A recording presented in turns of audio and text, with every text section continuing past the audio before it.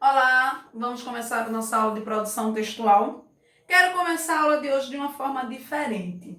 Quero ler um trecho de um texto que vocês já conhecem, que vocês já leram, que é o Conto Psicológico Uma Esperança, de Clarice Lispector. O início do texto já diz o seguinte: aqui em casa pousou uma esperança. Não a clássica, que tantas vezes verifica-se ser ilusória, embora, mesmo assim, nos sustente sempre, mas a outra, bem concreta e verde, o inseto. Esse trecho de Clarice Lispector mostra todas as características de um conto psicológico que eu quero relembrar com vocês. Vamos lá. O conto psicológico é uma narrativa cujo fato principal sempre está relacionado às lembranças e sentimentos dos personagens. Existe toda essa mistura, todo esse jogo entre as lembranças e sentimentos no decorrer da narrativa. Segunda característica que eu quero relembrar com vocês é que flui de acordo com as emoções.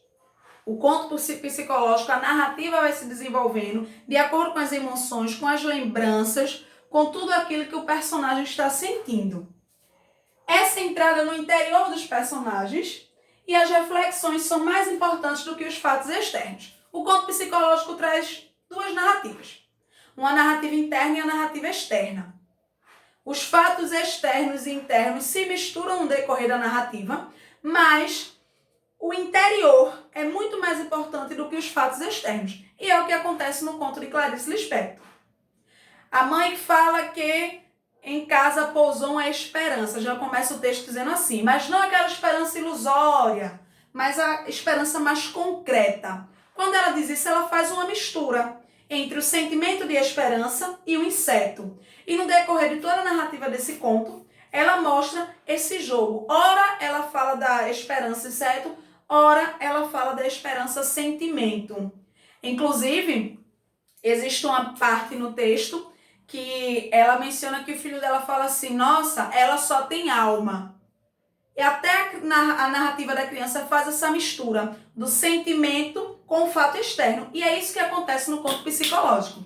O conto psicológico traz essa mistura do que tem dentro do personagem e dos fatos externos. Muitas vezes, os fatos externos influenciam no sentimento dos personagens.